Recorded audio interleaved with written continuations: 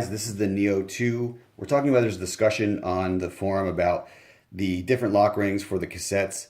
This is the spacer that comes, the 1mm spacer that comes with the Neo 2. And I want to show you why on certain cassettes like the 6700 10-speed pictured here, the 1mm spacer is not sufficient. So I'm going to install this and I'm going to try to pick up the cassette and install this as one big unit. Let's hope for the best.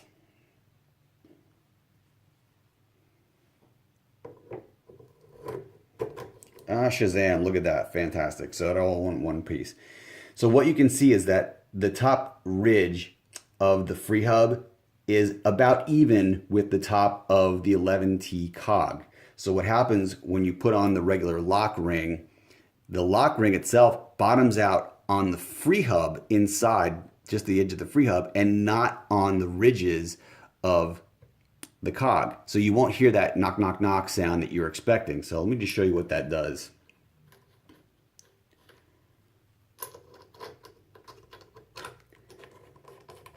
I'm just going to tighten this by hand. I'm not going to put really a whole lot of torque on it, but you'll get the idea. So this is tight. I can't really tighten it much more than this. And if I do, I'm going to start to damage the threads. So even though this is tight against the freehub, I can move these cogs. Look how much movement there is in these cogs here. This would be a terrible experience on the Neo. So this is why you need that additional spacer. So I'm going to take this off again, pull the freehub off, pull the cassette off. I'm going to take an additional 1mm spacer. This came with the Ultegra 6700 cassette, so I'm going to drop this in its place. We're going to reinstall the cassette.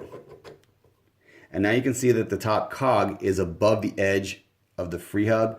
So that means that the detents that are here on the lock ring are going to be touching the detents here in the cog, and you're going to get that grinding knock knock sound that you know that you're tightening it against the cogs and not the freehub.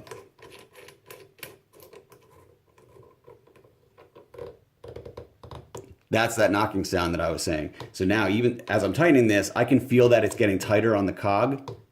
And if I let go, now you can see that the cogs themselves aren't moving anymore. And that's why you need the two spacers, despite what the instructions say that come with the Neo 2. For a cassette like the 6700 10-speed, you do need two spacers.